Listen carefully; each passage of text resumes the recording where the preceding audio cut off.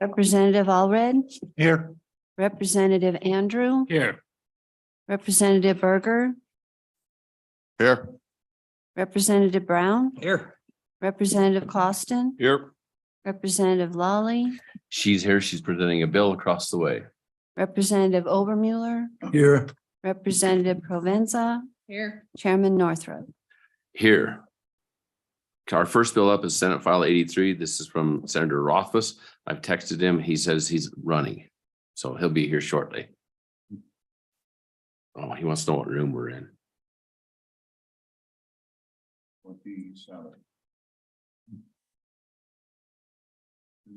Room three. Oh, cool. You were, yeah.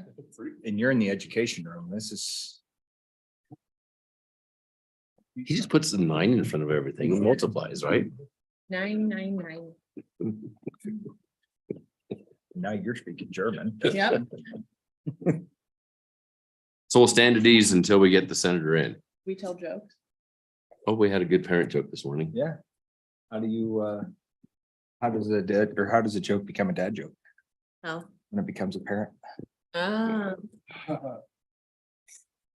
What do you call an alligator wearing a vest? An investigator.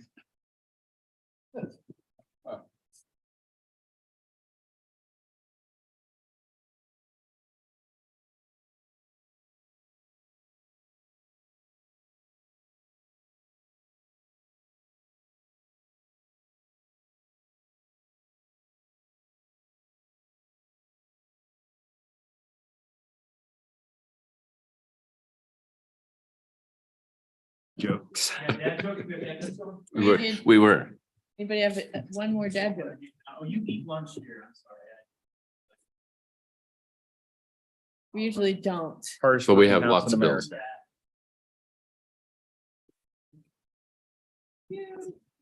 Welcome, Senator Rothfuss. Thank you, Glad to Mr. have Chairman.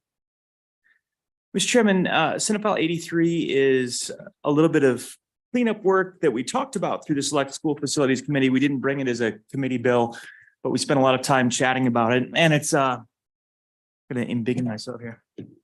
It's a response to some legislation that we passed a few years ago, which had the best of intentions, but had some issues. And so we're trying to clean up some of the concerns. About 5-6 years ago, we created a leasing structure for school districts and for charter school facilities in particular, which tend to use it more often than others, but it applies to other leased school facilities to try to simplify the process. And that would mean that the lease would be like a net, however many nets you want to say type lease, where you just push all the money over to whatever you're leasing. And that would reflect the total cost of the lease. So that would include routine maintenance, major maintenance, and effectively the cost of the lease itself based on the asset. Seemed like a great idea, simplify the process. And then what we ended up seeing in one circumstance is that there was a bit of a problem getting the major maintenance funds that were poured into the lease to actually be applied to major maintenance for the facility. It was just effectively scooped up as profit. So we were paying full major maintenance through the lease, but there was no enforcement mechanism to make sure that it was used correctly. So, Mr. Chairman, Senate File 83 is just a hopeful remedy for that, which indicates on page 3, in addition to the existing statute, that the lease agreement, this is basically any lease agreement between a school district and a leased facility or a charter school board and the leased facility, that the agreement shall separately identify the amount to be expended on the major maintenance of the building or facility during the term of the lease.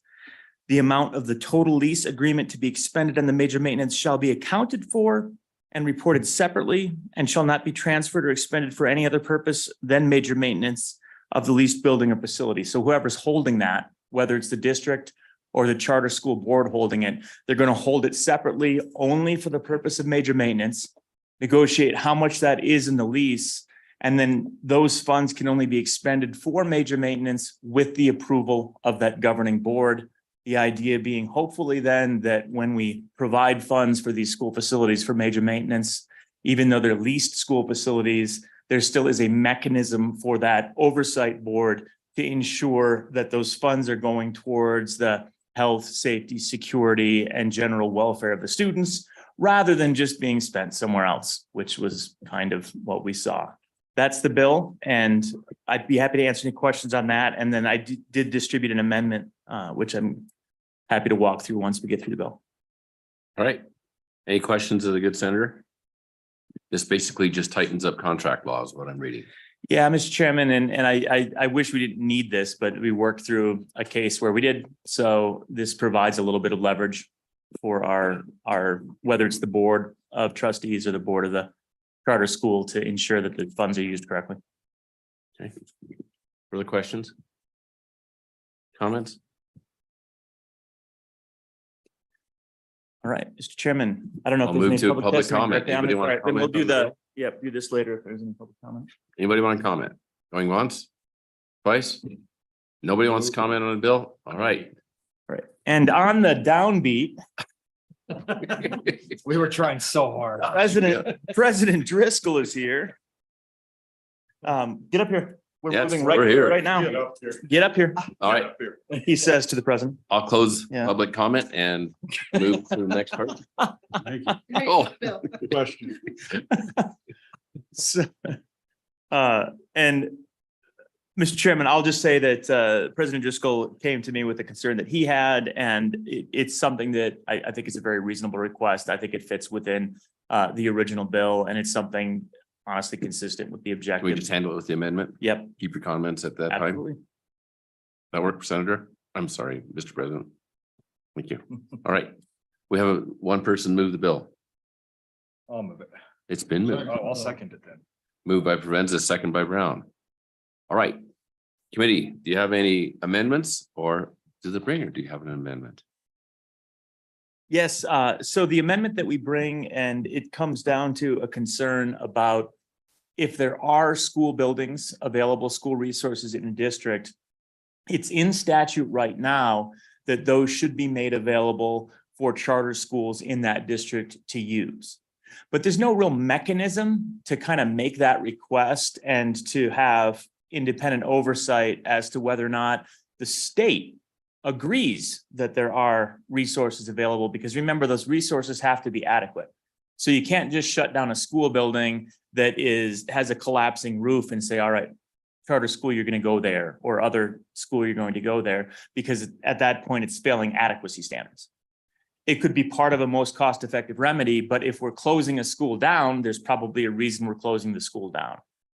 At the same time, we know that we do have buildings that are being used for swing space. There are resources available in the district. And so the intent of this amendment is to provide an opportunity for that charter school to go to the state. And you'll see this, the bottom is sort of the key provision and the top conforms to it. The Romanet 9 provides that the state construction department shall review requests submitted by charter schools pursuant to statute to determine whether space exists within the applicable district for operation of the charter school that is available and adequate. We don't want to send our charter school students to low-quality schools, low-quality facilities, but if there is something available, we want to make sure that there's actually someone you can ask. The facilities department does the analysis, and then based on that feedback, provides whether or not it's adequate space. And remember, they do a most cost-effective remedy approach to things. So it might only be adequate for a couple of years. Yeah, and that's reasonable. We have a school where I'd say it's probably adequate for a couple of years. It's on our inventory, but we would not want to put a bunch of money into it for the long run, and we'd want to have a long-term solution. So that's what the amendment does, and I yield to the president to comment. President Driscoll, would you please? Mr. address? Chairman, committee, Estime, great job presenting it. This is a for real issue out there. And of course, we're dealing with charter schools that are probably bigger than ones in the past we have. And these facilities you're looking at a substantial cost. And often it may be that one of our old schools is the best choice as we go into it.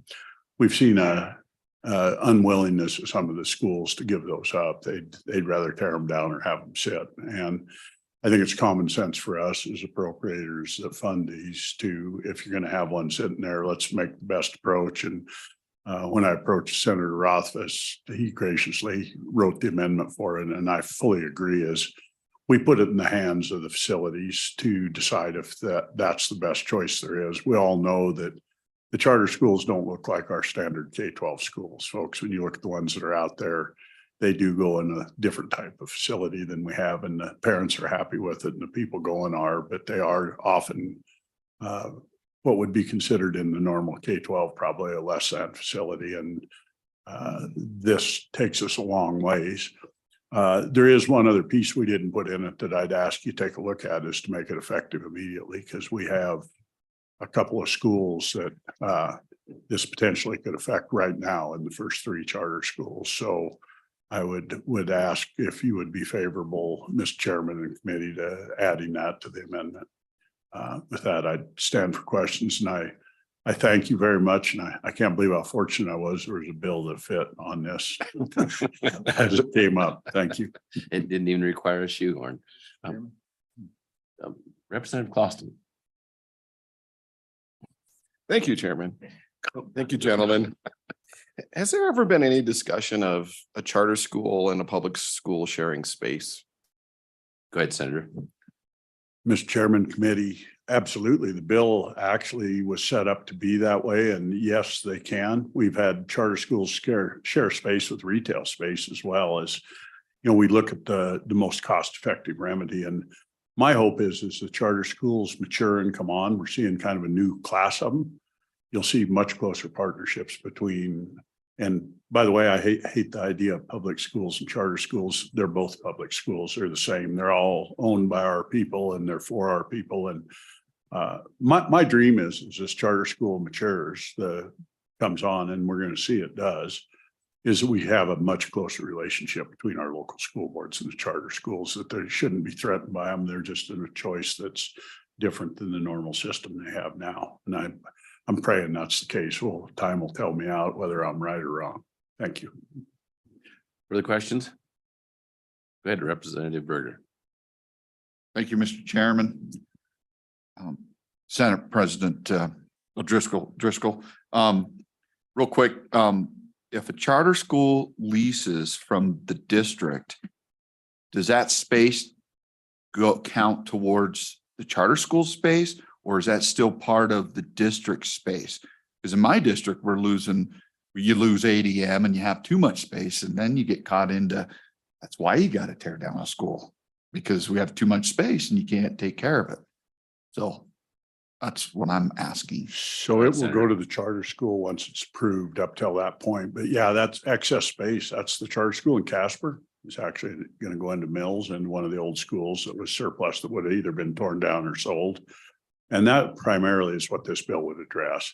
We don't want to displace space that's being used by a district, but if they have a surplus building that in some instances might cost millions of dollars to tear down, if we can make use of it for a period of time, it's a huge savings to the state, and it's probably helpful for the school district, particularly in these areas that are growing, because it may leave a building standing that you've got the ability. Those of us that are old, and I'm looking at Chairman Northrup, can remember our districts having lots of modular trailers sitting in them that used to be our schools. And younger people don't realize that anymore. But there's a lot of them that went in those modulars that would have loved to have some of the schools we've torn down to go in on these towns that grow. And so I think it's kind of a win-win all the way around. Probably the only loss is for some of these districts, they want to sell the ground under them for making money. And other than that, that's probably the only loss there is. This is a win-win. Thank you. Further questions for the senators? Mr. Chairman. Go ahead. Thanks, Representative Mr. Brown. Chairman. I'm a little concerned with the language used, and I just want to make sure you guys are good with the language on lines 34 through 37, and it's review requests to determine whether space exists. My thought is whether or not we want to say review and make a determination or a recommendation that this should be occurring, that they should move this forward. And I just want to make sure that this was the intent that you guys were looking for, is the determination, or if we want the School Facilities Commission to actually make a recommendation to save the state money in certain circumstances like this. Go ahead, Senator. So elsewhere in statute, which we don't see right here, but it's what's being reflected in, I don't remember whether it's the 304K or the 110AX. We'd have to get the book, but it basically says if there is in the district available and adequate space, then statutorily, the district is obligated to provide it to a charter school. What we don't have is any determining authority, and that's the problem. So this goes hand in hand with the existing statute and provides somebody to actually give the thumbs up or thumbs down. So it should meet those concerns, Representative. Mr. Chairman, Go ahead, Mr. President. I would hope that, Mr. Chairman, Representative Brown, that you review those statutes and make sure, because there may need to be a time frame put in there so that we can't drag feet and do it, because I'm going to be honest about intent. And this goes back, we're going to do another bill coming up. We talk about whether districts support or do not support charter schools. And this instance has come up here, makes it very clear that they're pretty threatened by them in certain instances, and we really need to compel them to, let's get our kids educated and have some choice. And this is going to help facilitate that. I think short term, it probably is going to break a little China, and long term, it's going to grow them back together. Thank you. Further questions from committee? On the amendment? Anybody? All right, Mr. Chairman, I'll move the amendment, and I'd also add to the amendment onto page, the last page, striking. Thank you, Mr. Chairman. I'd move the amendment, and also on the last page, on section 2, taking the effective July 1st, 2023 and making this effective immediately. it's been moved and seconded that we adopt the proposed amendment. Moved by Brown, seconded by Clausen. Any more discussion on the amendment? Question. Question being called. All those in favor of the amendment, please say aye. Aye. Those opposed? Very well, we've adopted the amendment. Back on the bill. Any more amendments? Question being called, we'll proceed to vote. Diana, will you call the roll? Hey, Representative Allred. Aye. Representative Andrew. Representative Berger. Aye. Representative Brown. Aye. Representative Clausen. Aye. Representative Lawley. She's excused. We'll leave the roll open so she can voice her opinion. Representative Obermuller. Aye. Representative Provenza. Chairman Northrup. Aye. And may I get a copy of that amendment, please? Yes, I have to. And that's 9 ayes do pass with amendments. Thank you. Should be 8. With one. open. Should be 8 with 1 open. Job. President's prerogative. I'll reach out to you. Thank you, guys. Did you text the ringer? But I will right now. What are we doing now? Ashley, you should have a copy of a bill for me. I'm shy one. Pardon? Oh, there he is. There he is. Perfect timing. Good timing. We just finished up one. Ready to start into House Bill 74 or Senate File 74. 174. Thank Do you. you want these other two? That's why this You need to committee's have so one. fun, Jared. I have one. You have one? Everybody have a copy of the proposed bill? Okay, I think we're good for now.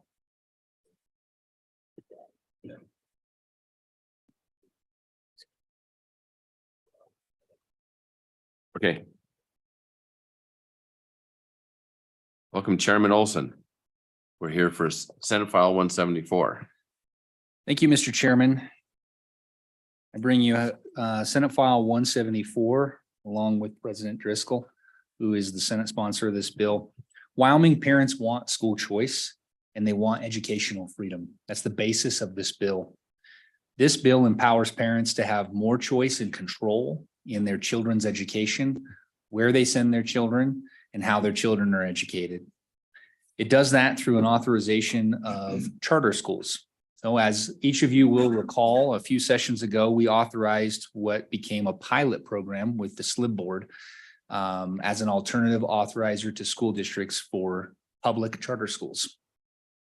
The SLIB board was capped at 3 possible charters.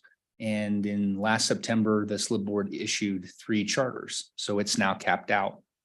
I think everyone can agree, and I would certainly assume this agreement is true with this committee as well, that the SLIB board was an imperfect authorizer. And I think all of us want to move away from that as an authorizer. So that's what this bill does. It creates an independent authorizer, independent and separate from the SLIB board. That's a hyper-focused board. Its purpose is not dealing with state lands and investments and public charter schools, which never seem to fit. Its purpose is simply dealing with charter schools. The board's purpose would be to decide, would dedicate itself exclusively to charter schools, and it would be to decide whether an applicant is a good applicant or a bad applicant for a future public charter school. 22 states, Mr. Chairman, have independent authorizers. So not quite a majority, but getting real close. We'd be joining those other 22 states with an independent authorizer.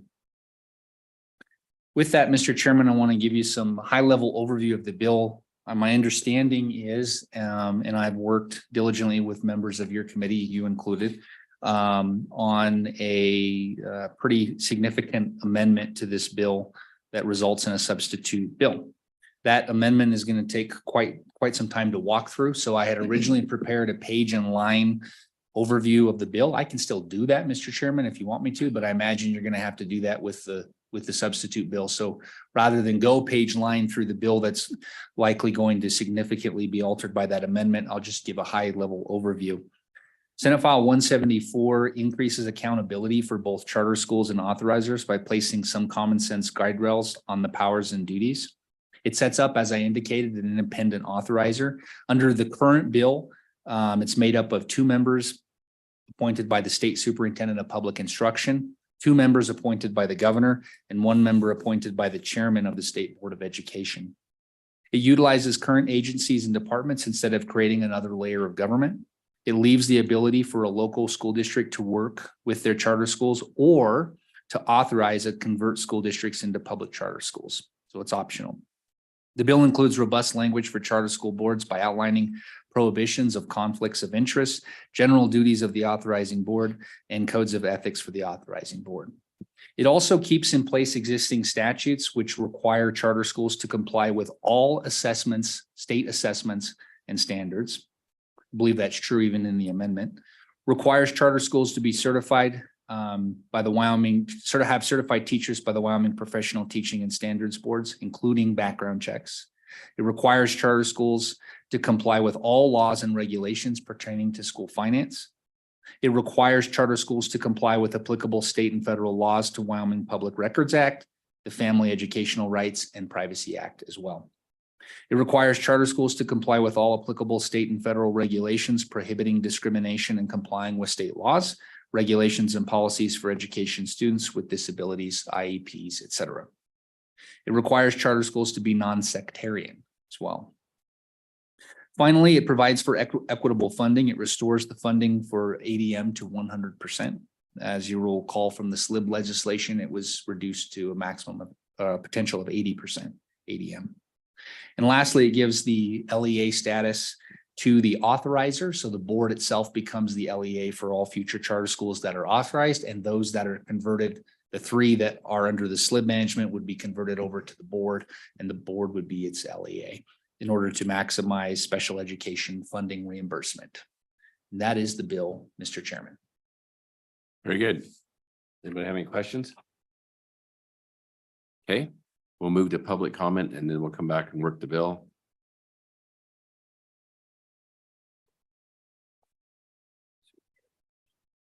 Yep. Department first, superintendent, please.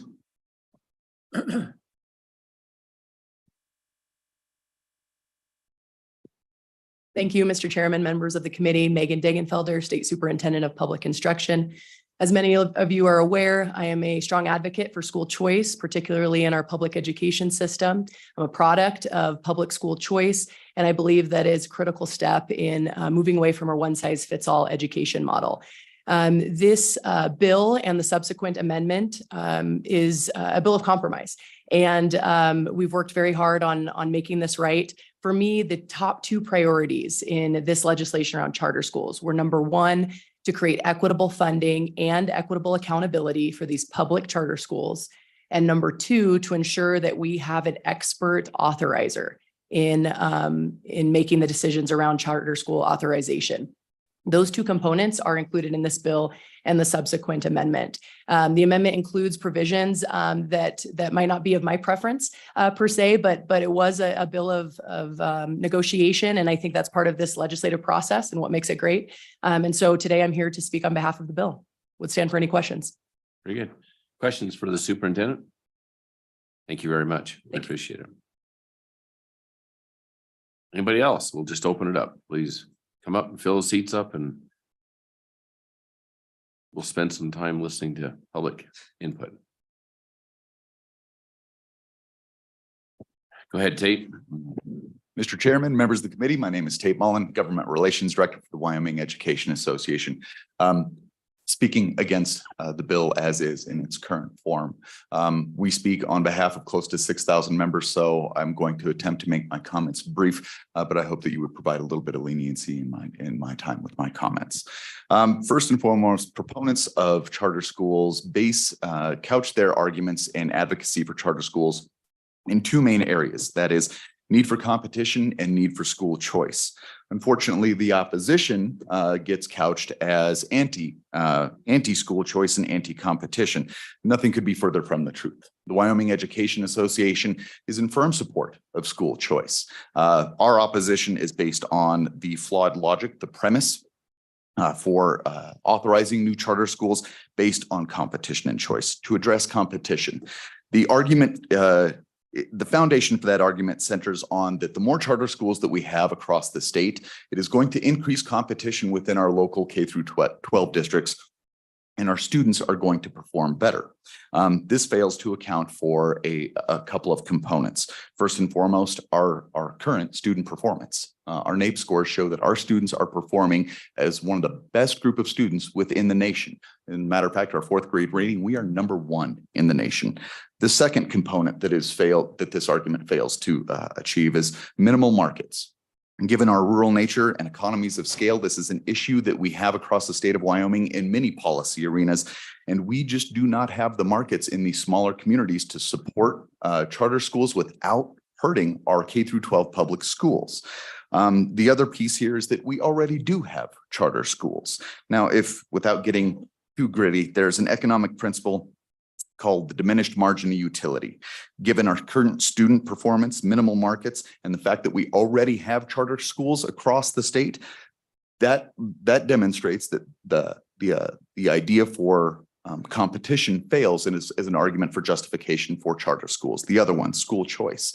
It assumes that we don't have choice in Wyoming. We do have school choice in Wyoming. We have private schools, we have parochial schools, we have private homeschooling opportunities, and we have charter schools.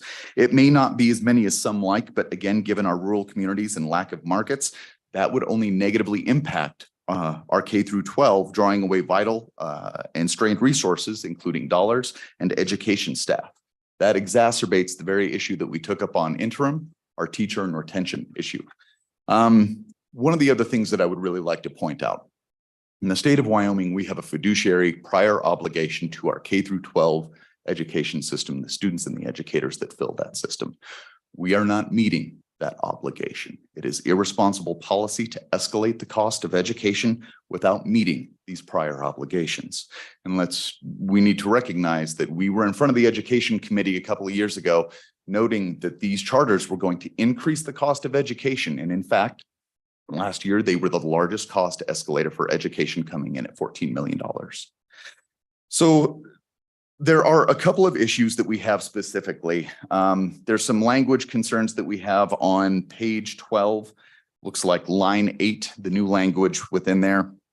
And I was glad to hear that there is support for certification, licensure, standards. We need to make sure that our charter schools must follow the same standards that our public education follows. However, this language is concerning because what it says to us is that some of the legislature's efforts over the past 3 years to tell our teachers what they can and can't teach, to what they can and can't say, what books should be and shouldn't be on their shelves. We now exempt using public dollars, right? We're now exempting charter schools from those same standards and that same oversight. That's an issue for us. Now, we do know that that there are some fixes that need to occur. The authorizer, and we testified during the House Education Committee when this came up, moving it away from districts was an incorrect move. We believe that that's still where this needs to lie. We know that the reimbursements needs to happen for transportation and special education. Those agreed fixes need to be in there.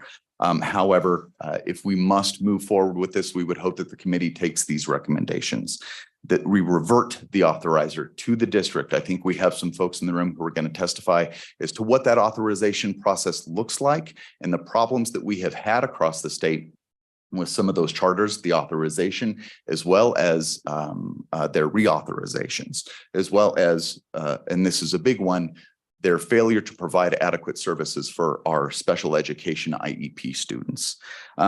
We would like to allow for the reimbursements, right? So for transportation, special education, delete the language on page 12, starting line 8, starting with pursuant, ending on line 18, ending with instruction. And allow for no additional authorizations until we can truly understand what it is that our charter school system looks like within the state, what benefits there may be, what problems there may be, having discussions with districts to see what that authorization process has looked like, or we could just vote no on the bill. And with that, I'll stand for any additional questions. Anybody have questions for Tate? Go ahead, Representative Provenza. Thank you, Mr. Chairman. Mr. Malone, can you tell me anything about what other states have seen with charter schools? I mean, just like a 30,000-foot view, what's the impact? Because I think we've heard this is going to make education cheaper in our state, which I don't understand how if you add another school, anything gets cheaper. So can you walk me through the implications that maybe other states have struggled with once they have done something like this? Go ahead, Mr. Mullen. Mr. Chairman, Representative Provenza, I'll speak to 3 components that we have seen nationwide, and then one specifically here in the state of Wyoming. So the idea that there is any cost saving mechanism is absolutely and patently false. This will increase. This was the testimony we gave in House Education on the first bill, and we saw it with the authorization of the other 3, $14 million in additional costs. There is not a cost saving mechanism to this. It will increase costs. One of the other big ones are our special education students, our students on IEPs. What we have seen, now this is nationwide, I have talked to some folks within districts that do have anecdotal evidence. My neighbor's even one of them about what the charter schools unfortunately do when it comes to students on IEPs. So they will take them in for the ADM, for the calculation, $4. And then unfortunately, they get kind of bounced back and forth between charter schools and the public schools because they can't seem to find that fit. We find personnel from our public schools having to come over, teachers within those charter schools not following IEPs, and those students then falling further and further behind. One of the other big concerns that we have seen, which was again why we were happy to hear that this bill will follow standards for our state. That is a huge concern across the nation, is that you see licensure, certification problems for teachers, lack of standards, lack of assessments with functional markers for student progress. So those are some of the bigger ones that we see fairly consistently. And we have, there's a substantial amount of data to back those claims. Follow up, go ahead. Thank you, Mr. Chairman. Do you see, I may have lost my train of thought, I'm sorry. Basically, I mean, did you see this in conflict with litigation? I mean, we're being sued because we're not funding education. And I think like the broad answer is yes, but I don't know if you have any further detail in terms of like what this can do to that litigation. I mean, now here we are willing to fork over money. Oh, and I guess the question I had as well was, we talked about constitutionality issues with the voucher bill that came before this committee.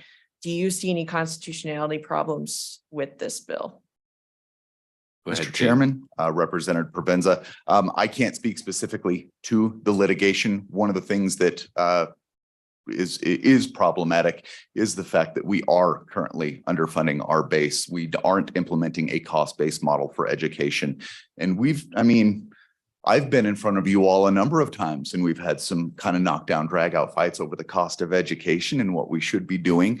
Yet here we are looking to authorize additional charter schools that is only going to act as the single largest cost escalator for education. I think we have an obligation to meet. And until we do that, we shouldn't be looking to expand, especially given the fact that we do have school choice in the state of Wyoming. Again, our rural nature makes that difficult to implement, but we do have school choice here. As for the constitutionality of this bill, at the moment, I can't speak to any of that. Okay, further questions? Go ahead, Representative Berger. Thanks, Mr. Chairman. So I believe in some charter schools, I guess you fill out an application, you sit down as a parent, and you, if you're approved, then you sign an accountability statement that in some charter schools, I believe that you'll serve, you'll volunteer 8 to 10 hours a week. You'll make sure your kids are there and, they're not absent, that they're there, and they're signing this accountability piece. You think it would be fair to start making public schools and parents sign an accountability piece for public schools as well? Go ahead, Mr. Mullen. Mr. Chairman, Representative Berger, I don't think that that's something that we would support. I think that parent engagement is very dependent, right? We know that there are families who are incredibly engaged in their students' performance in schools. We also know that there are a number of families out there who are not.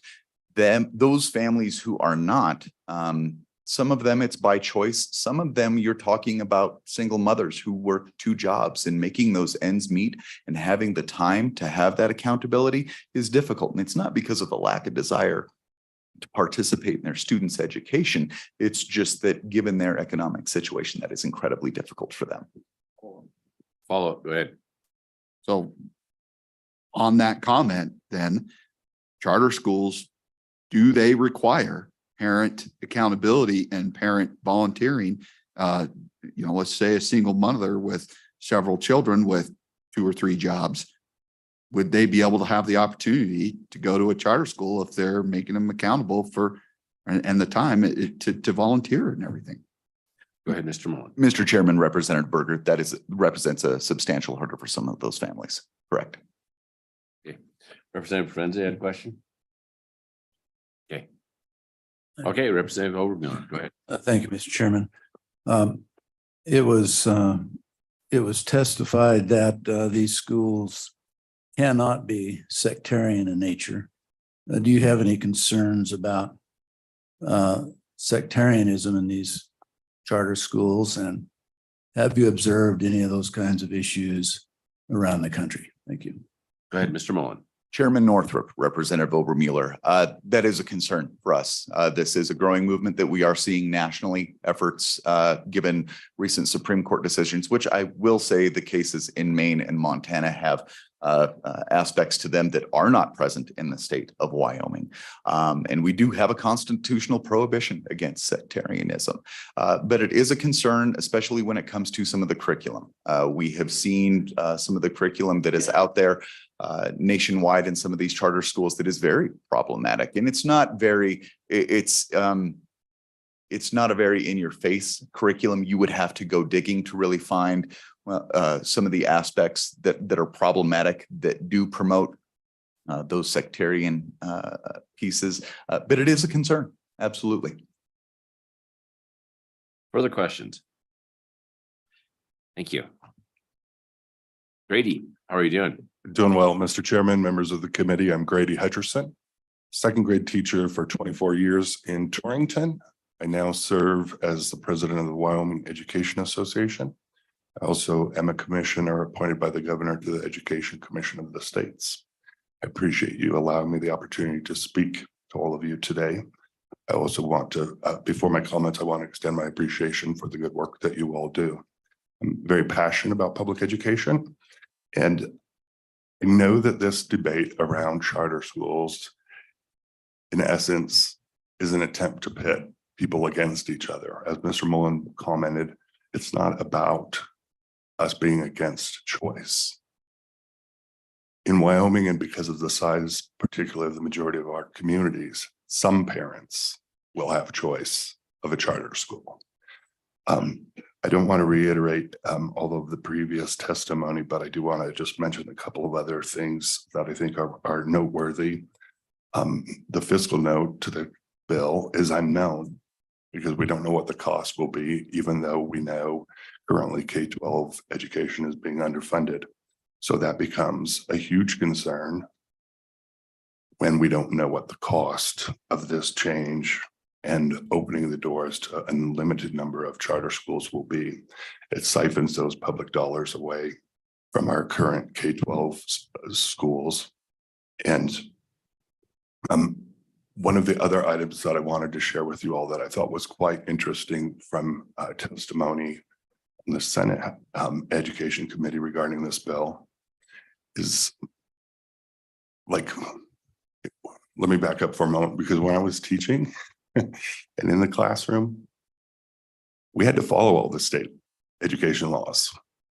And on page 12, I'm hopeful there will be an amendment, but on page 12, where it states that charter schools will not be subject to the state's education statutes or any state or local rule, regulation, policy, procedure, and it goes on, is quite concerning.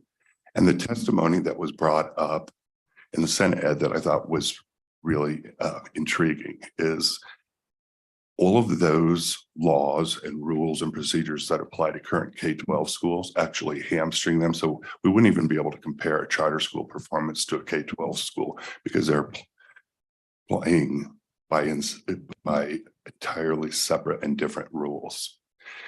And in the testimony, it was brought up that in all honesty, with this legislation, every school district could then, in essence, apply to the authorization board to become a charter school that would be exempt from all those state statutes that this body regularly passes every session.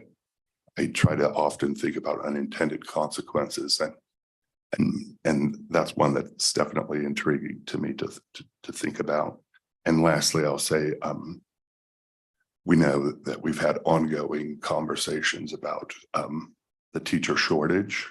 And by creating new charter schools and new classrooms, I don't know, we currently have unfilled teaching positions. I don't know how creating more classrooms and a need for more teachers is going to be resolved either with this legislation. So I think it's imperative that we keep that in mind as well. And I'll stop there. And again, I'll thank you all for your service and your time. Thank you. Thank you, Grady. Anybody got questions for Grady? Go ahead, Representative Provenza.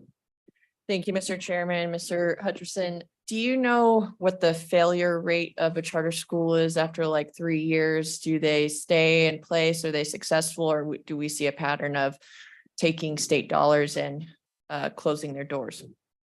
Go ahead, Grady. Thank you for the question. I actually will defer to Mr. Boland to answer that question. Thank you. Good, Jake. Mr. Chairman, Representative Provenza, I don't have that exact number, but it is a fairly substantial number. It is a problem that we see across the United States. They typically end up shuttering their doors after that within that 3-year mark. Go ahead, Representative Provenza. Thank you, Mr. Chairman. Is there any mechanism that makes them accountable to pay that money back? Mr. Chairman, Go ahead, Mr. Representative State. Provenza, not that I'm aware of. Further questions? Representative Berger, go ahead. Thank you, Mr. Chairman. Mr. Grady. Parents want choice, and they've said it all along, and they always want choice. But are they asking for that because they think that, I guess, the state or the public schools are not providing enough opportunity? And if we're not providing enough opportunity, then why? Aren't we providing that opportunity? Who wants to take that on? Okay, go ahead, Mr. Mullen. Chairman Northrop, Representative Berger. So there's a couple pieces here to that.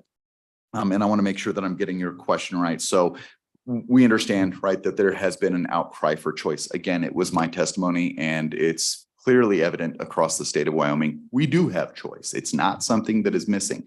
Where we may not have it, again, comes to those smaller communities, right? And here's where we're missing those markets. We just don't have that opportunity there.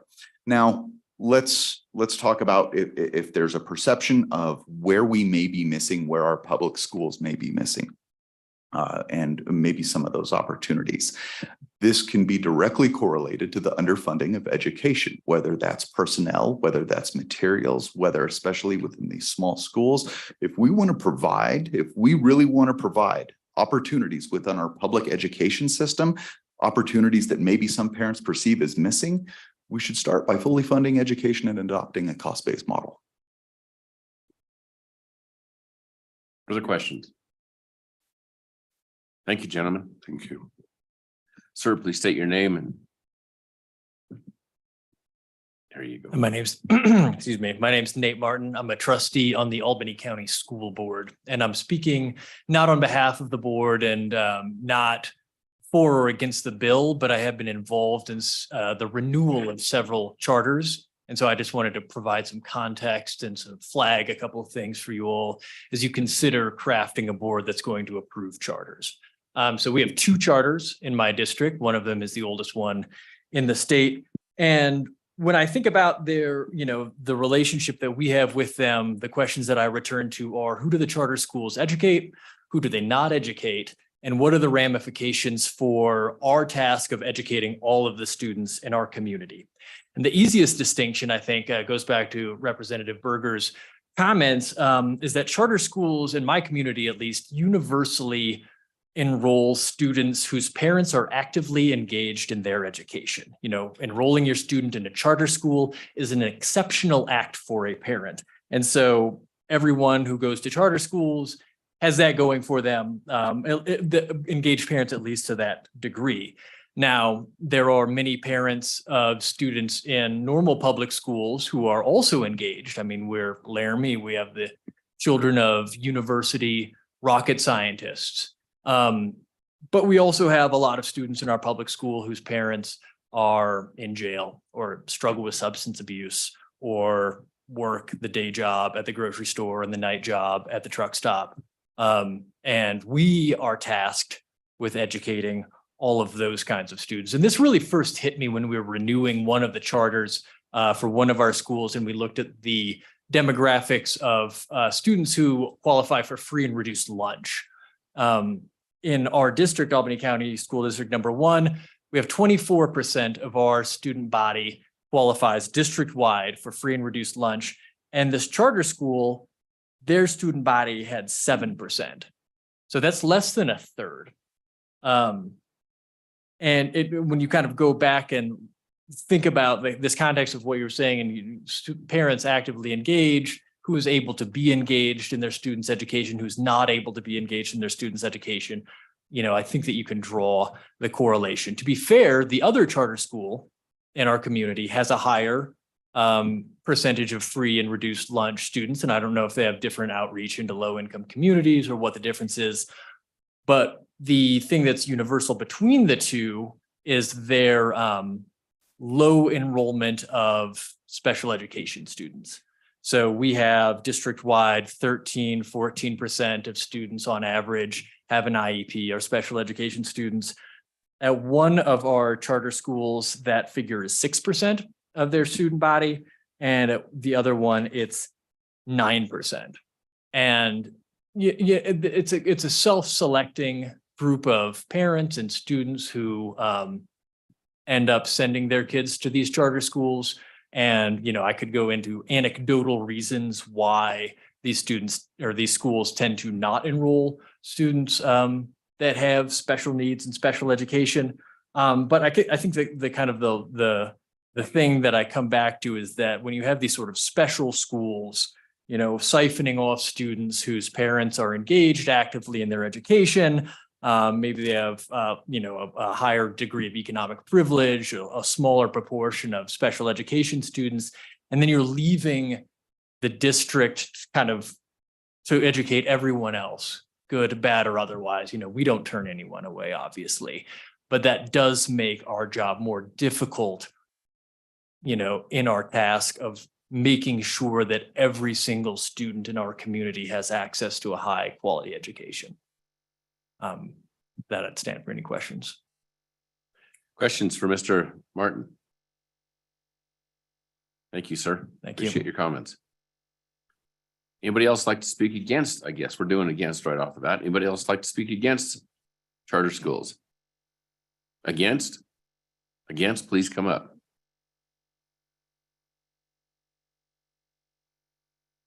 If nobody else is against, then we'll move into people who are for it. We spent about 20 minutes there, so we'll do 20 minutes for people that are for it.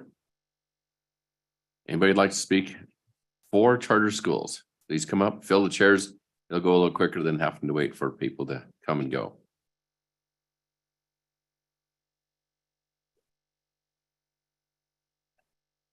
Go ahead, sir, state your name. Okay. Good afternoon, Mr. Chairman, members of the committee. My name is Mark Moody here in Laramie County, Senate District 31, House District 43. I support this bill 100%. We, the people, and the taxpayers and also parents, we want this. We want education freedom and school choice for our children. That's why we elected our current superintendent of public instruction. Her campaign was on this. That's why she won by a large margin, because it's what we want. So please vote aye on this bill, and I'll stand for questions. Anybody have questions for Mr. Moody? Great comments. Thank you, sir. Thank you, sir. Either one of you, go ahead. Please state your name and continue on. John B. Romero Martinez, and I'm a member of the local council of the Knights of Columbus. And as you may know, the Diocese of Cheyenne does support this bill. So immediately, I just want to say I do support this bill. This doesn't have any ramifications for the diocese, but I think the idea that we have school choice is a no-brainer. We do have school choice, but what this bill does is it adds nuances. It adds solutions to nuances by creating specificity through its language. There's been some concerns raised earlier in regards to equity. There are still certain communities, sectarian, that was mentioned by one Representative Berger, that still need to be addressed in the future. I'm not here to make an amendment. I'm just saying I think the bill is good. If there's fixes that need to be negotiated, if we're going to talk about the fail rate of individuals or the cost, let's not forget that the cost of education as it was started in this nation prior to the signing of the Constitution of the United States, which was done by private schools, their cost was their vow, was their word to chastity, poverty, and obedience. Now, not everybody has to live that way, and not everybody does, but the cost to the Church Universal was charity. And I think we all need to start learning a little bit more about charity. I had the experience of going to a charter school in the year 2009. It's called the Latino College. And the number one sponsor of the Latino College in San Jose, California was none other than Carlos Santana. Charter competition works. Maybe the market issue is a deal. But the people that have been left out of the market to do everything themselves because of to address constitutionality that Representative Provenza so justly brought up, we still have, cutouts that need to be addressed. I don't say that it has to be done today. The people want education freedom. We saw a resolution come last night through our local party to support education freedom and school choice. I think this is a right step in that direction. I will digress, and I appreciate all you guys do. Thank you. Great. We have questions for Mr. Martinez. Go ahead, Representative Provenza. Thank you, Mr. Chairman. Representative Romero Martinez, can you explain to me maybe in specifics why a diocese supports this bill? So why a church would actively come out and support a charter school? Go ahead, sir. I can't speak for the diocese, but it's a good question. I'm using my eagle vision to try to speak at that, or speak to that question, in that I think at least I know that we support education freedom across the spectrum. So I think that's something that as a nation, we've struggled with after the Blaine amendments. You may remember I brought an education freedom resolution last year that was more all encompassing and asked for an actual constitutional amendment, which would have had to come back to the people with a huge majority. And of course, it was a good time to do it because it was the budget session. I think the answer is that in looking towards options in education, this might sound off key, but this part is key because while the Wyoming Education Department or the group that spoke before, I don't have their name correctly, or those who represent the public school sector, what we've done, whether we realize it or not, is we've made out of the public schools a new form of what happened at Carlisle, quite frankly. So some people's culture was stripped in one way and then others in another way, only to have an over sanitized version that isn't and hasn't been working totally or hasn't been playing nicely with maybe the diocese. I don't think the diocese has a direct hand in this because the charter schools that exist, I don't think any of them are in any way kind of economically or politically related to us. But when charter schools were first recommended here, it was called the Magoon School of whatever, and it was an anarchist school. Well, it got rave reviews on all of the public testimony from all of the stakeholders, with the exception of one, and that's those one being plural. Those stakeholders specifically were people in the faith-based community. So it didn't really matter if there was Lutheran or Pentecostal or Presbyterian or Catholic or Shoshone or Native religion. We have to address these equity issues. I think this is a step in the right direction. I don't think it's a fix-all. I don't think any of our bills are. This one's, I think, prudently put forward by the bringers and the co-sponsors. And I think that what they're trying to do is I think they're trying to take asking for a piece of pie instead of the whole pie. And at some point that works better. I'm not a big believer in incremental legislation sometimes, but sometimes that's the way things get done. But if we can try to take a couple of pieces of pie while we're at it and fix the rest later, or address the issues that the others had concerns on, I think we could do that. Hopefully that answers your question. Further questions for Mr. Martinez? Thank you, sir. We appreciate your comments. Go ahead, ma'am. There. I'm Dr. Diane Galloway, and I'm pleased to be here. I've been told, don't do it, that I need to establish a little credibility from where I speak. I have been a Wyoming principal. I've been Representative Berger's principal. And in Wyoming schools at the secondary level, I was the director of the University Laboratory School. And I taught and prepared teachers for public school at the University of Wyoming. And then I also taught and prepared middle level teachers at the University of Texas, Arlington. I'm in Wyoming again. I coordinate special education programs at Johnson Junior High here in Cheyenne. I am a public school soul, heart and soul, and I love what we do for our kids.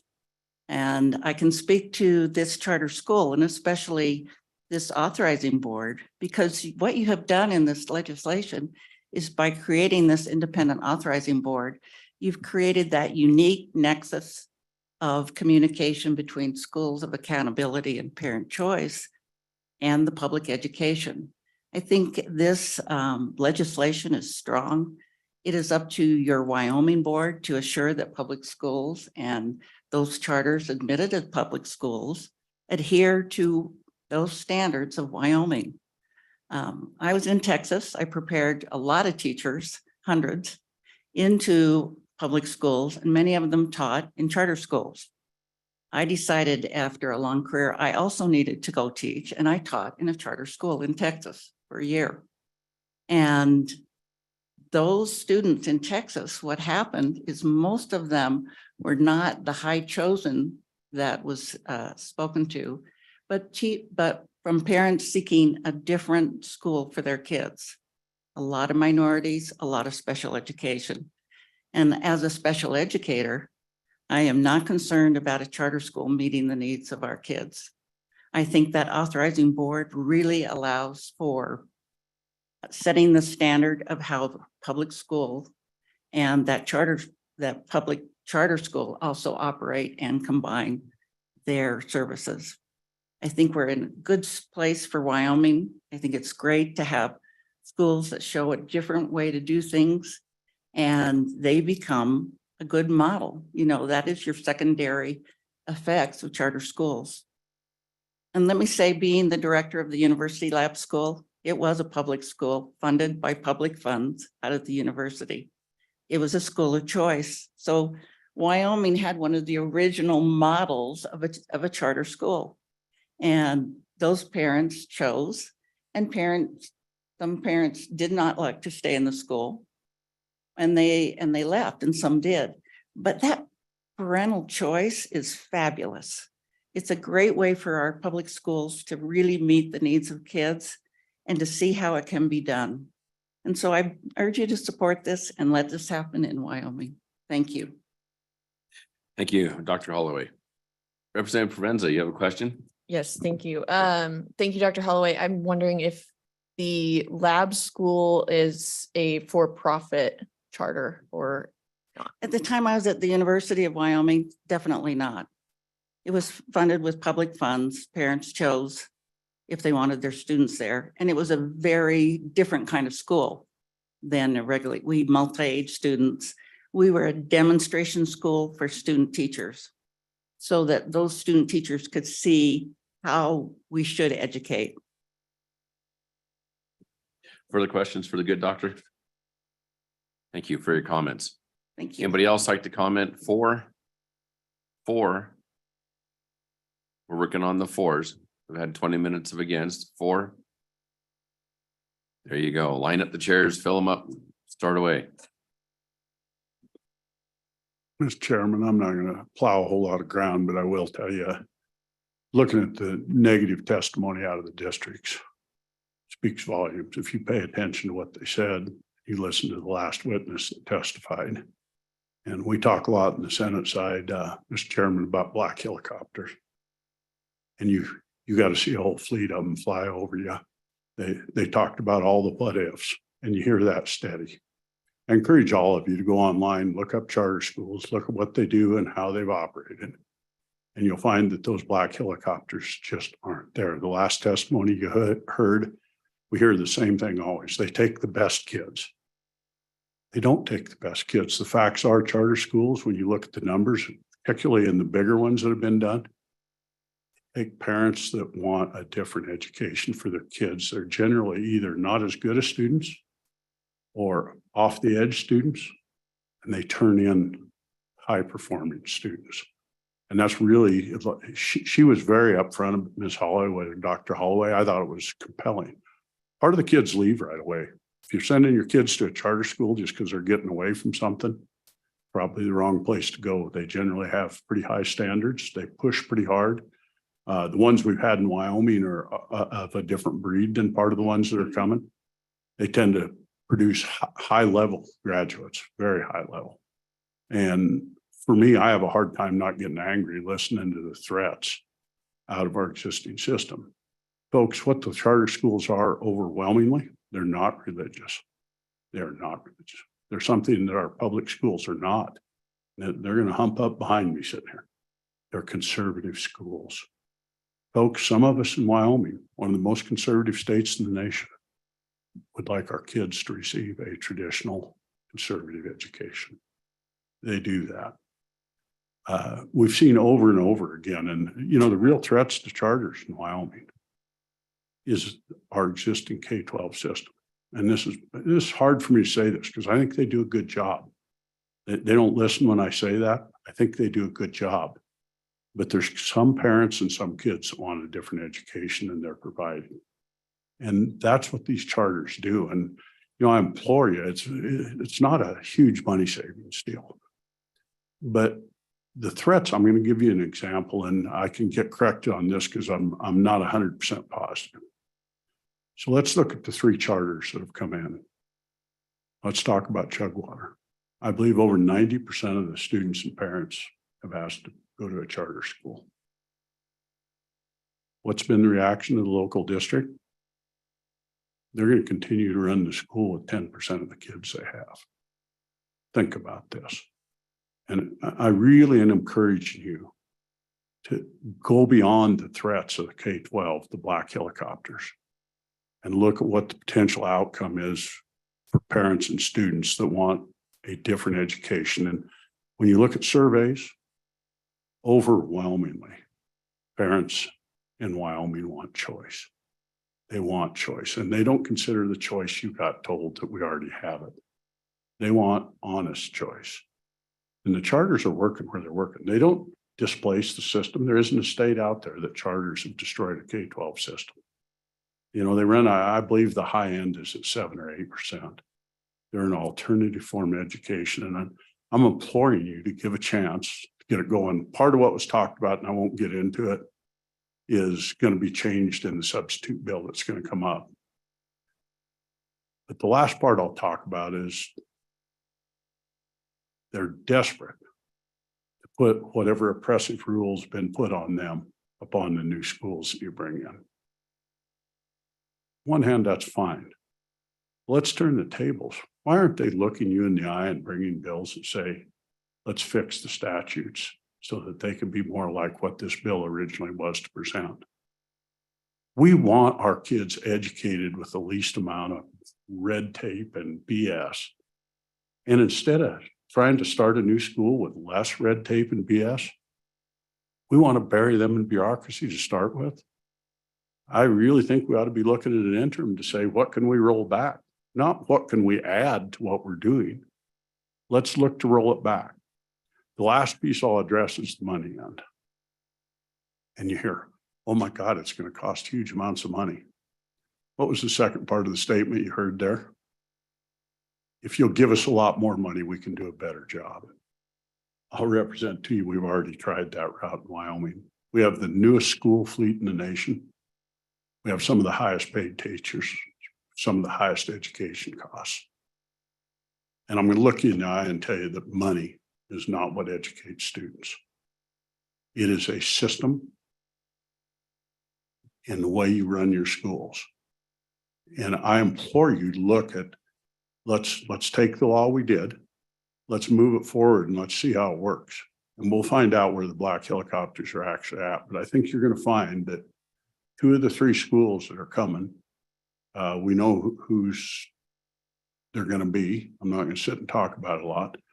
They educate 20,000 students a year, folks. That's a fourth of what we do in the state of Wyoming. They do it on a phenomenal basis. They have a proven track record and it works. I know I've sounded kind of cutting edge and a little edgy with you.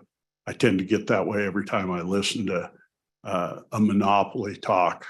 When something new comes to town, their only answer is, no, it's bad. It's not. How can we help you do something better? I'm asking you to help parents and students of Wyoming to have a choice to do it in a more conservative, different way than's been done in the past. That I'd stand for questions. Thank you. Anybody have a question for President? All right, thank you, sir. Please state your name. Thank you, Mr. Chairman, members of the committee. My name is Cindy Delancey, and with your indulgence, Mr. Chairman, I'd like to offer 2 perspectives on testimony. My first as my official capacity as the president of the Wyoming Business Alliance, and then my second as a parent that wants this type of choice that we just heard from President Driscoll. So matters first. The Business Alliance stands in strong support of this bill. Again, I apologize that I've missed some of the testimony, Mr. Chairman, but I was upstairs testifying on 2 other bills, and we're at that time when things are going fast and furious. So thank you I apologize if I'm duplicating anything that's already been said. But the charter school dilemma that we're faced with needs some resolution, and we feel that this is a really good option to be able to bring forth what I like to describe to people as a 4th lane of travel on the highway. You know, the 3 lanes that are already in existing place, that's great, you know, but this 4th lane from the business community could be used to really focus in on vocational training, skills-based learning, you know, really offering an opportunity for students who want to have an emphasis more in just our traditional K-12 approach that ultimately, you know, is kind of a career path of college, either community college or university, and then the workforce. You know, by having a robust charter school process in place in Wyoming can provide us a new opportunity, you know, that I look at this as very exciting. It's just unfortunate to hear that maybe there was testimony that folks are less than as enthusiastic as I am about this bill. But, you know, we're the masters of options in Wyoming, and creating another lane of travel for our students is really something that the business community would like to see. Because as we are facing, you know, a workforce crisis in our state, not every one of our student learners is destined for college. And that's okay, because our skilled trade men and women are powering our economy just as much as our degree receiving students as well. Like in Wyoming, one of the beauties of our state is that there's room for everyone here. And by opening up these lanes of travel, I think is very, very important. So for those reasons, that's why my members stand in support and are very grateful for the work that's been done on this bill. Now, taking my Business Alliance hat off, Mr. Chairman, Cindy Delancey, individual capacity. I've learned, and I'm hearing that maybe there was some testimony offered that charter schools are not open to special needs student. As a parent of a special needs child that has banged my head against the wall for the past 11 years in the district, I am really hoping that a charter school could be an avenue for my unique learner to feel supported and learning in a way that works for his learning style, as opposed to maybe trying to force, you know, a round peg in a square hole. He's on an IEP. He's been on for years. We go through the same meetings every year, year after year. We get nowhere. And it's just, he hates school. And as a parent, I can't even begin to tell you the pain that I feel to know that he hates his educational experience. Now, I'm not blaming or shaming anyone, but my point is that as a parent, to look for an option that could help him maybe be successful. And I'm sure Representative Berger sees this every day in his classroom. Not everyone learns the same.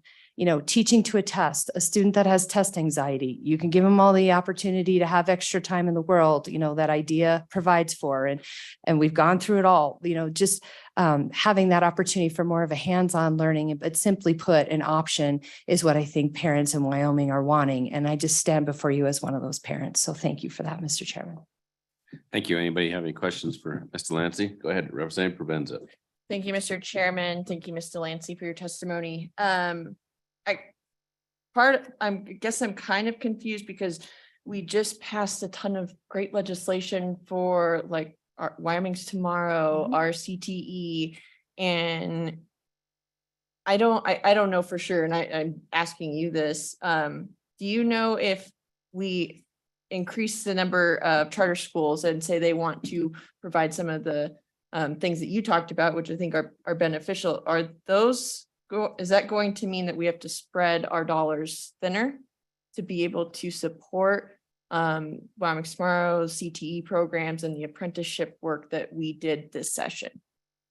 Go ahead, Cindy, if you can. Certainly. Thank you, Mr. Chairman, and thank you, Representative Provenza. That's an excellent question.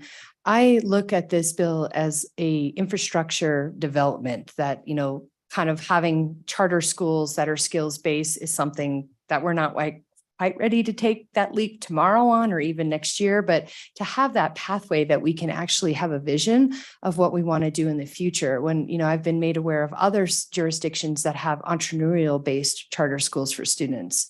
You know, again, skills-based, not that we're trying to dilute what the good work that this body has already done. And I applaud you all for your commitment to the trades and trying to develop more of a robust CTE experience for our students. But passing legislation like this, Representative Provenza, sets the framework for the future, that those are all things that now, again, become potential opportunities that are on the table as opposed to off the table, is the way that I'd look at that. Thank you. Further questions? Thank you, Ms. Delancey. Mr. Chairman, Boyd Brown, Wyoming School Boards Association. Past superintendent, I'm recovering from that. So, but I guess I did want to bring up some information, a little bit about my background as well. I was a superintendent in Laramie County School District #1, which has 2 charter schools in it. Couple things just to kind of start out with. Number one is I think that the academic accountability, fiscal accountability, and transparency that's required of all public schools should probably be required of our public charter schools as well. So I think that that's an important thing to look at. I guess either on or against the bill, neither way. Just want to bring up some issues, feeling that everybody should be held accountable. As we move forward, one of the questions that came up was how do charter schools do and when is the closure rate? I have some information on that and would like to kind of read that to you so I don't misrepresent it. Closures during the first 3 years of our examination of 17 cohorts from 1998 to 2014 found that 18%, 1,667 of 9,413 charter schools closed by the 3-year mark. A large portion of failures occurred by the completion of the first year. By the 5-year mark, the closure rate increased to more than 1 in 4 charter schools. By year 10, 40% of the charter schools had closed. In the available data, 5 cohorts of charter schools reached the 15-year mark. At year 15, 1 and 2 of those schools were gone. So the failure rate was about 50%. And I can share that information if anybody on the committee would like that. Again, I think that it's important to have teachers who are certified. There is also the opportunity for charter schools to go and request for any of the rules to be waived, but I think that that's something that shouldn't be automatic. It should happen like it does currently. I would hope that even if we have a charter authorizing organization, that the traditional route of operating a charter school through going through the district would not be taken away. I think that the better the relationship between the district and that charter school, the better that charter school is going to probably be, and the more support they'll have as they move through that. So I guess not opposed or for it. I just think that everybody should be held accountable equally if they're going to be a public school. With that, I'd answer questions. Thank you, sir. Questions for Dr. Brown? Thank you for your information. All right, we'll close up the public comment period and go to the bill. Representative, do you want to come up? Committee, what's your pleasure on the bill? Move the bill, Mr. Chairman. Moved by Brown, seconded by Andrews. All right, we're to that stage where we have to ask for amendments or. Mr. Chairman, I would move substitute X, substitute bill to 174 for consideration, and upon a second, I will go through it. Been moved by Brown, seconded by Lawley. All right, Please. Mr. Chairman. The floor is yours. All right. Walk Mr. us through this Chairman. real quick and, Mr. Chairman, I believe everybody. sorry. Is your bladder to the stage? 5 minutes. Oh. 2, okay.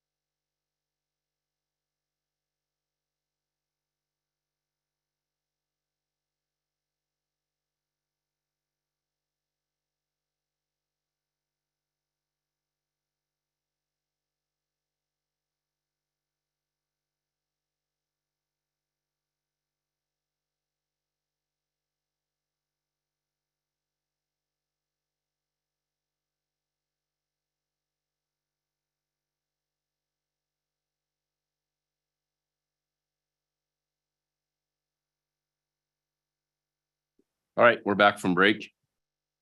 And we will get going.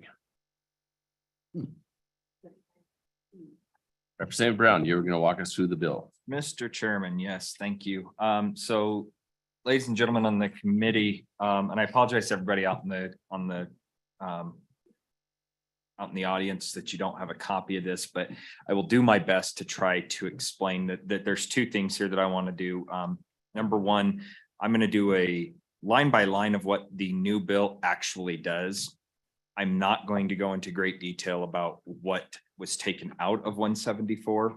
There's a lot more taken out, and the reason a lot more was taken out of 174 was mainly due to statutory construction and the way Wyoming writes our laws. And there was some duplicative language, some superfluous language that just didn't make sense. It didn't make sense where it was at. So there were some places where it was rearranged and put into different areas.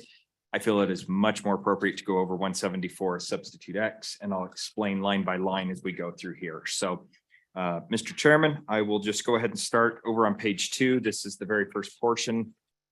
This is a direct change to examples, or I'm sorry, to the example of 174. This is the authorizing board. The change from this compared to the original engrossed version of 174. The original 174 had 5 members. It was 2 members from the governor, 2 members from the superintendent, and then 1 from the chairman, or I'm sorry, appointee from the State Board of Education. We now have an 8-member board. You have 3 members from the superintendent of public instruction. These have a very unique criteria, which requires a minimum of 5 years of education experience in Wyoming. That's a very broad statement, but it is 5 years of experience in Wyoming in education. So we're thinking along the lines of potential teachers. You could have somebody who is educated in the public school system, could be somebody serving on a school board. So something along those lines. Next, you have the chairman of the State Board of Education or the chairman's designee. This was in the original 174 was an appointee of the chairman. We have now changed that to the chairman. So if he or she so chooses, they can sit on this particular board and or an appointee by the chairman's designee. And then down on lines 21 and 22, 3 members appointed by the governor and confirmed by the Senate. So those are your 8 members. Flipping over to page 3. You also have, I'm sorry, 7 of the 8 members. We also have the dean of the University of Wyoming's College of Education and or his or her designee. This was an intent to try to isolate somebody that was away from politics, away from the entire process, and somebody who really doesn't have a dog in the fight in the approval of a charter school. Somebody that can be one way or the other and looks at this very, very uniquely. So you'll see the rest of the information here on lines 4 through 23. This was all basically original language from 174. The only thing that was removed was a line in here that did say that there was going to be a demonstration to the commitment of charter schools. Didn't feel like that was probably the most accurate thing to be putting into statute. That's not what we're necessarily looking for here. And then one of the other things that was deleted in here on 174 was there was an ethics clause that statutorily works much better when we reference, and I'll show you over on the next page, the Ethics and Disclosure Act of Wyoming.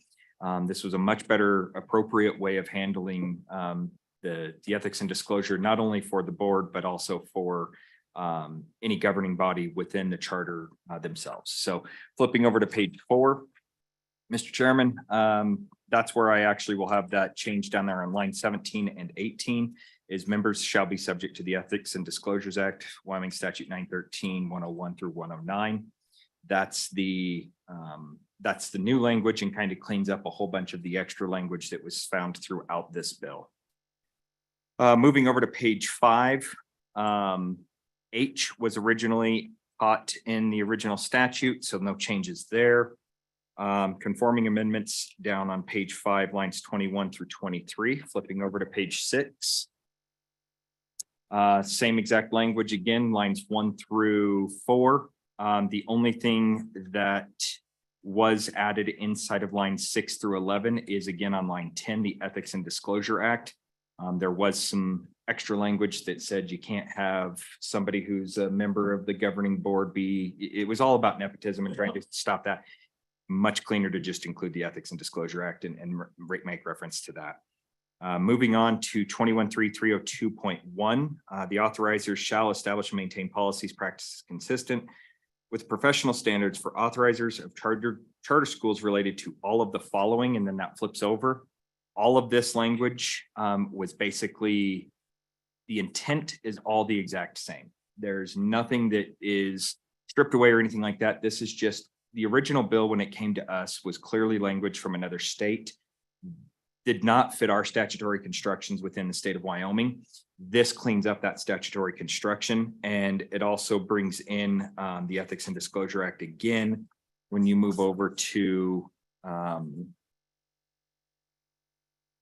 it's a little bit further into the bill. Sorry, Mr. Chairman. The top of page 1, or I'm sorry, the top of page 8, line 1. This is where we give the authorization for the agency to become the LEA. This would be the local, the governing board would be the LEA for this. So they would be able to apply for the federal grants, whatever that case may be. Moving down to section B here on line 7, same exact, or not same exact, but very similar language to what was found in original 174 and grossed over. Just tightened up the language. This had a lot of extra language that was really not needed. So this was tightened up. Information down here on 21.3.304. Oh, I'm sorry. I forgot to mention on 21.3.302.1 that we did have some inconsistent language with subsection D that was in there. That has been stricken and then rewritten into the information that you see on lines 1 through 22. Just the way that it was framed was inconsistent with current law and the current charter school law. So this was just rewritten and re-brought into this correctly. Moving over to page 9, there's no changes through section C here. This is all just conforming amendments, and that was originally in the bill. Moving over to page 10.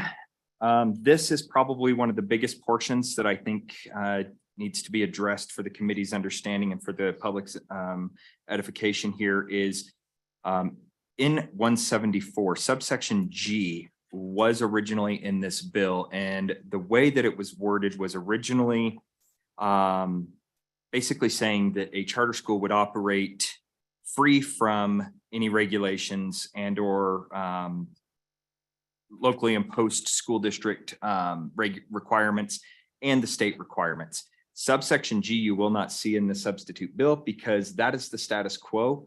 We are putting this language back in. There's no longer the presumption that that a teacher can be exempt from certification, that the school itself would be exempt from any of the accountability standards or anything like that. G is the status quo. That's the way that our charter schools currently operate. And what I think is really important here right now to understand on this is we currently have approximately 8 charters that have been approved underneath this existing language.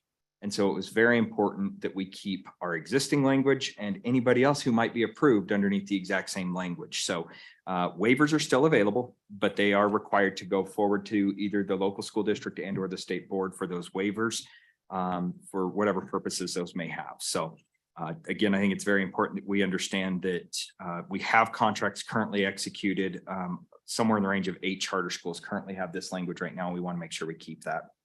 And then down on lines 18 through 20, you see that there can be an agreement separate from the charter contract between the charter school and the authorizer.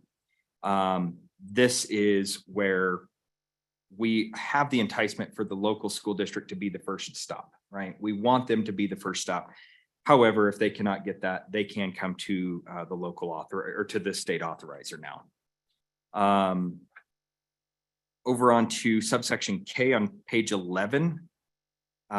This was just exact same language, just tightened up. The intent is still the original intent. There's nothing changed there. 17 through 22 is original language.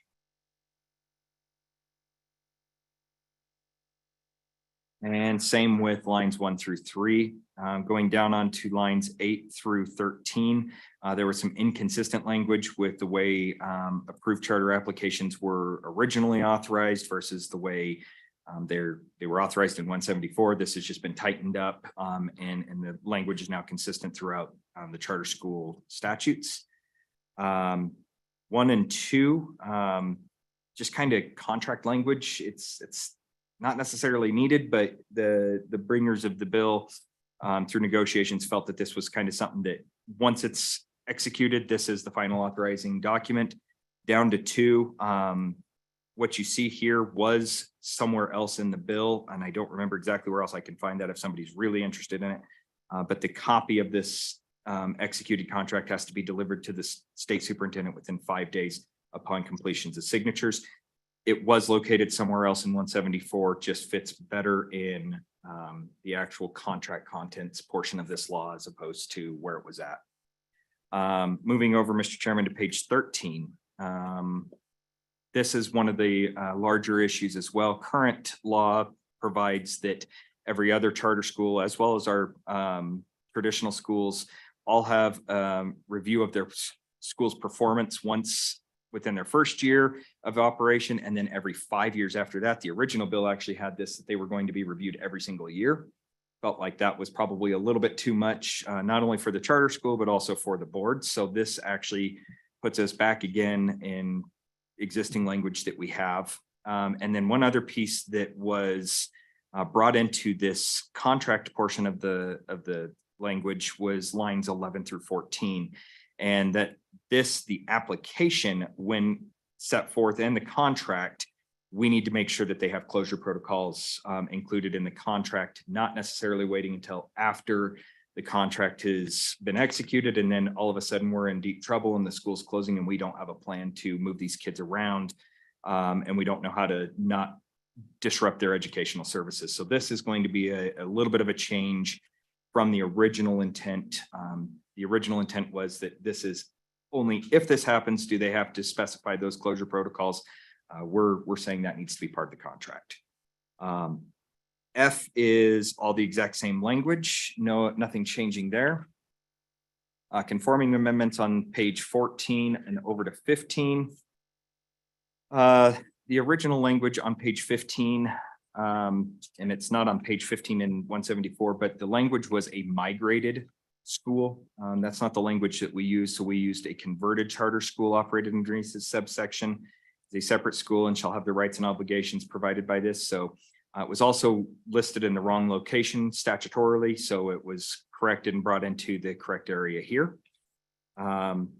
Everything underneath 21.3.307 is through page 15 is the same. Where it does change, where we have some work on this was on lines 1 through 9 on page 16. It was just the correct location. Again, it was kind of hodgepodged around and kind of not flowing with the way that we write statutorily here in Wyoming. Where you do see a big change here is the lines 11 through 15. This was actually this was actually provided by the department through the interim work. And this was the information that you'll see from Senate File 50 that did not make it through. And this is just making sure that the proposed agreement and the summary of the proposed agreement and the governing board are all available in legal liability and applicable to the insurance coverage. This was all what we originally worked on during interim work. So that was included over, as well as page 17, lines 6 through 10. The intent was the exact same. This is more concise information, more concise language, and the correct location for identifying and providing an education to all students enrolled or to be enrolled in a charter school, including but not limited to students with special needs, students who are English language learners, and that was easy for me to say, and gifted and talented students. So, Mr. Chairman, flipping over to page 18. What you will see, and actually I kind of have to bring you back to 17 and 18. You'll see that D is all existing language, but then all of a sudden on page 6, or on line 6 on here, you see 21.3.310. 21.3.310 was actually repealed in 2021. And this could have been in the reviser's bill. However, anytime we start messing around with education law inside the reviser's bill, people think there's nefarious issues going on. So just better to do it here. This is just conforming to the 2021 changes that we did do last year. In section H, which you do not see here, again, this was providing some additional flexibility to the charter schools when it came to the ability to be outside of their regulations for the state.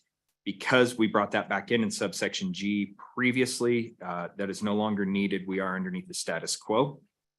21.3.309, lines 19 through 22 on the amendment is from 174.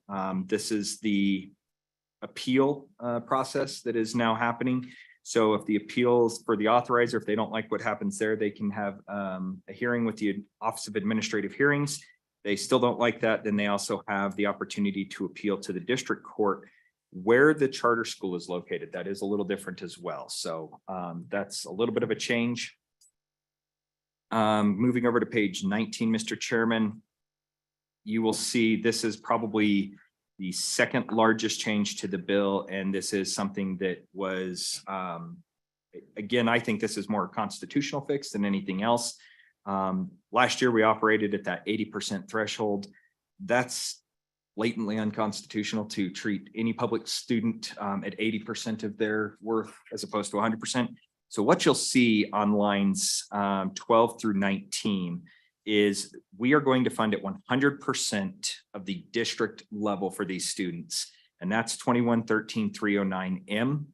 But what you see removed here is the amounts generated. It's going to be less any amounts generated underneath line 16 through 19. And I'll go ahead and give you guys the information on that. That is line 17, where it is B29. That is central staff. And then 30 is administration. And then underneath 19, you have 21.13.309 M5E3 through M5E5. That is extra compensation for teachers that is provided at a district level. That's on line 19. There's some people missing here. So that is number 3 is extra compensation for teachers at a district level.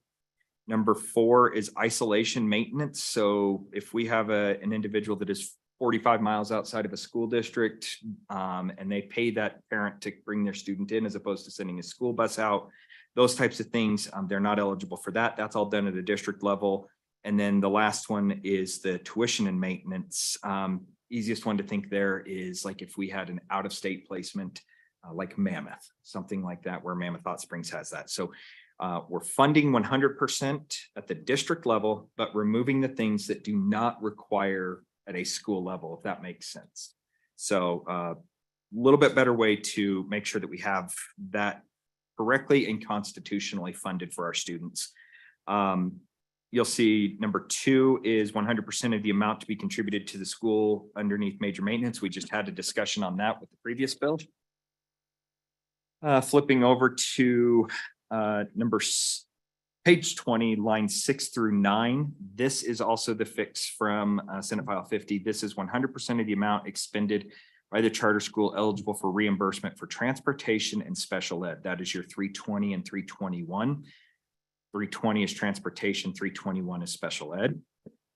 Lines 11 through 14. This is one of those, again, we need to make sure that we're treating everybody constitutionally. This is actually the employer's contribution for retirement that is paid for by the state. So you actually have that, and that's underneath 93413. Mr. Chairman, flipping over to page 21, these are the rest of the substantive changes. This is section 4. These are non-codified, so this will not be going into the green books, but rather just our session laws. What you have here with subsection A is going to be, we're moving all of these previously approved charter schools from SLIB underneath this new authorizer. And in order to make sure that we all felt comfortable with this, we're moving that authorizer and we're going to dictate and in statute here, or not statute, but in the session law, that needs to have an amendment filed with the contracts that are in place to ensure that now the Wyoming Charter School Authorizing Board is the actual entity that is recognized on there. Down on B, you'll see that we have 3 charter schools that were approved previously.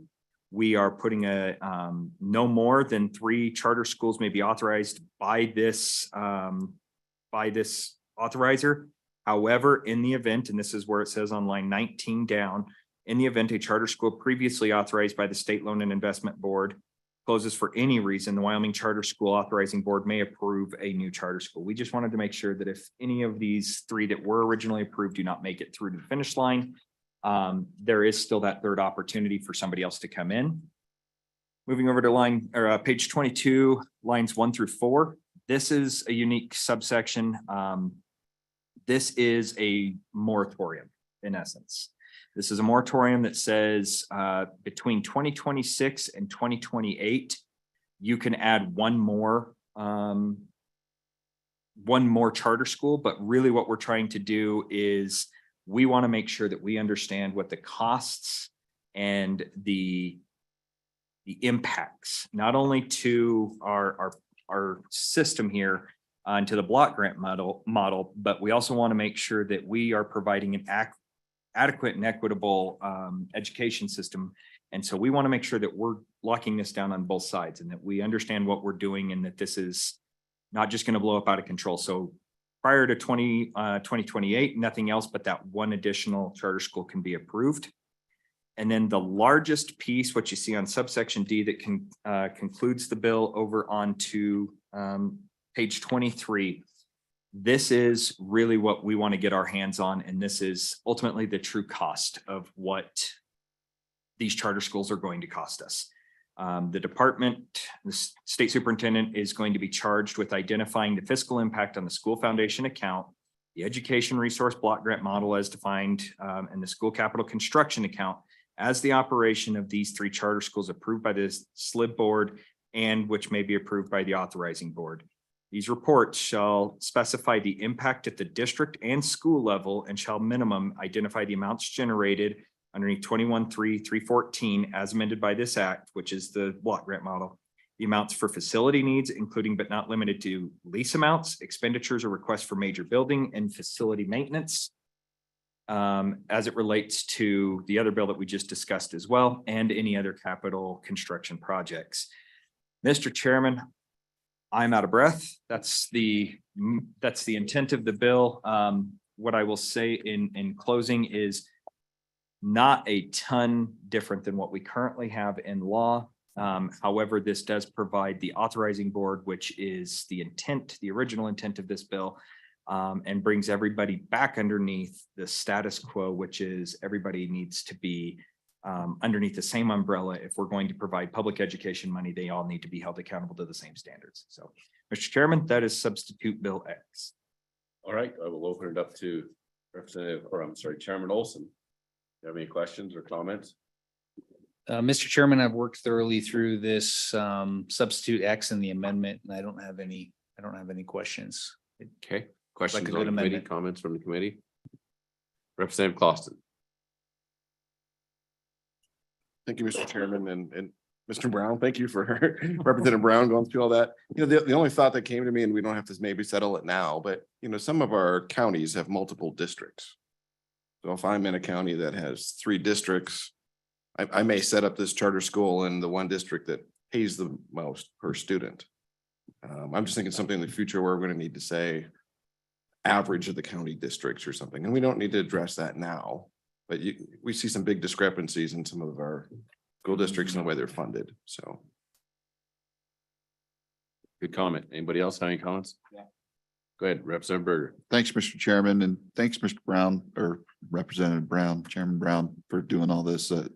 A lot of work, and Representative Olson, appreciate that. I guess the only question or even comment I have on that I'm wondering is when a charter school is going and it's up and running in a community, and I guess, does the charter school have their own board, or they still refer back to this board that we're creating right here, or do they use the local school board? And do they have their own HR department, all that for these schools? Just want to make sure everybody, employees can still go to their HR and, or is the local school district going to have to deal with all that? Representative Brown? Mr. Chairman, thank you. So the school board, as I understand it, the way that the original 174 was written, as well as the way that the substitute bill is the school board, once you step above them, it becomes the authorizer, but there is also a governing board within the charter school themselves. And that's also where the Ethics and Disclosure Act was also recalled into this, because we want to make sure that they have not only the authorizing board, but the governing board of the charter school also has the ethics and disclosure rules that are applicable to them as well. Anybody else? Questions, comments? Go ahead. If I may, I just wanted to add to Representative Berger's question in answer to it. In terms of the HR, it's going to depend on the individual charter school. Two of the 3 SLIB charter schools that were approved contract with an education service provider, and that education service provider provides all the back office services, the HR and things like that. So I understand the funding for that in the substitute bill is no longer provided. The central office staff is no longer provided. So I think if a charter school did not contract with an ESP, then it's most likely going to want to go through its local district for authorization of a charter rather than through this alternative board, because otherwise it would have to provide its own HR services. Representative Brown, do you have a comment? Mr. Chairman, that Representative Chairman Olson is exactly right. And again, that is also the kind of the carrot and stick approach that we'd prefer the charters go through their local district, because if they get a charter approved in their local district, that can be in their contract, right? The support staff and everything like that, they then become a portion of that district. Once they step above that, they go to the authorizer, then it becomes a larger process. And they know that once they go to that level, they're also not going to get that funding at the central office level, that they're going to have to find a way to handle that internal funding for those back office pieces of information. So, Which, Go ahead, I guess my next comment then. So these charter schools are getting 100% of public dollars. Can these charter schools and Representative Olson, because I'm not experienced with these charter schools, do parents still pay an extra fee to go to charter schools? Good. Too? Mr. Chairman. So they'll get more money? Absolutely not. No, Oh, they're okay. public. Because then it turns into a private, right? Right. It's a public, Okay. it's a public school open to all students, have to accept all students, and then fully funded by this. That's the reason why Okay. it's moved to 100%, is that they're no different than any other student in a traditional school. So then the last one, back to activities now. Do you see charter schools, can they still participate with their local districts? Or can local districts say, nah, you're gonna have to create your own activities? I mean, or do you see that just more of those charters, just, no, though, our kids are gonna participate with our local districts? Representative Brown, go ahead. In all Oh, activities. Go ahead, Chairman Olson. Thank you, Mr. Chairman. Uh-huh. Representative Berger, I think that it's going to depend on the charter school. I Okay, think charter schools may hope to have enough population and students that they can have their own activities and support them. But to the extent they don't, I think that a good charter school is going to want a relationship with its district so that it can provide those activities to the students. and Mr. Representative Brown. That you bring that good point up, that relationship. I just want to say, I'm liking this. I just want to make sure that the relationship with all of us here, okay, that no matter what we said in policy with this, whoever's going to vote what, if this goes through, that the relationship between charter schools and public schools, and because we're all public schools, that we continue, it's about the kids. It's about those students, and that we don't fight, and that we don't diss each other, that we continue a positive working relationship. Am I right? And You got it. Yes? Mr. Yep. Chairman, just in response to Representative Berger, I think it's absolutely essential. And Okay. the example is going to be the one that you are most familiar with, special education. Correct. I mean, the cost and the need and the services that you have to provide for for that, for special education. A good charter school is going to want a relationship with its district so that it can provide those services to the student, because there's no way it's going to hire That's. a dozen special education teachers, Yeah, right? and we're gonna share and Yep. hopefully work together to create choice and opportunity. Sorry, Mr. Chairman. Thank you, Mr. Chairman. Mr. Chairman. All right, we're late. I have to get this before I vote, though. I have to make sure I say this. Okay, all right. Representative Provenza. Thank you, Mr. Chairman, and I won't talk much about the bill, but I do have to say I take offense to this idea that there are black helicopters and that public schools and the Wyoming education folks are monopolies. They're providing an excellent education, excellent, best in the country. And black helicopters, I guess if you want to call science and evidence from other states and lawsuits and just goes on and on, a black helicopter, fine, but I think it's important to stand up for our public education in light of those comments. Additionally, we talked about education funding being expensive and that schools are asking for more and more money. Well, we go back to our ADM, which what I have here is a list of where schools are expensive. Where the person who made these comments is from is one of the most expensive districts. And that's fine, because there are few students in a building that requires more admin, more space, more utilities, more everything. That's why our public education system is expensive, not because we're spoiled. Thank you, Mr. Chairman. Last comment, Mr. Chairman. Thank you. I too concur with that black helicopter. I took offense to that. And for the first time here in this session, that made me not want to be a teacher. I don't like that. It would have made my wife not want to be a teacher and my daughter, and we're good teachers. I didn't appreciate that comment. I would like an apology. Sensing the need to vote. Mr. Chairman, you've got 2 votes to do, so we have to adopt the amendment. Yep. Question being called on the amendment. All those in favor signify by saying aye. Aye. Those opposed? All right. We'll proceed to the bill. Question on the bill. Go ahead, call a roll. Representative Allred, Aye. Representative Andrew, Aye. Representative Berger, Aye. Representative Brown, Aye. Representative Boston, Aye. Representative Lawley, Aye. Representative Obermuller, No. Representative Provenza, No. Chairman Northrup. Aye. 7 ayes, 2 noes, pass with amendments. Suppose you can make me. I'm gonna make you floor handle this, yes. Yes. All right, I'm just gonna announce that we're gonna have a special meeting tomorrow upon adjournment for Senate File 133. Upon adjournment. PM adjournment. There you go. Thank you.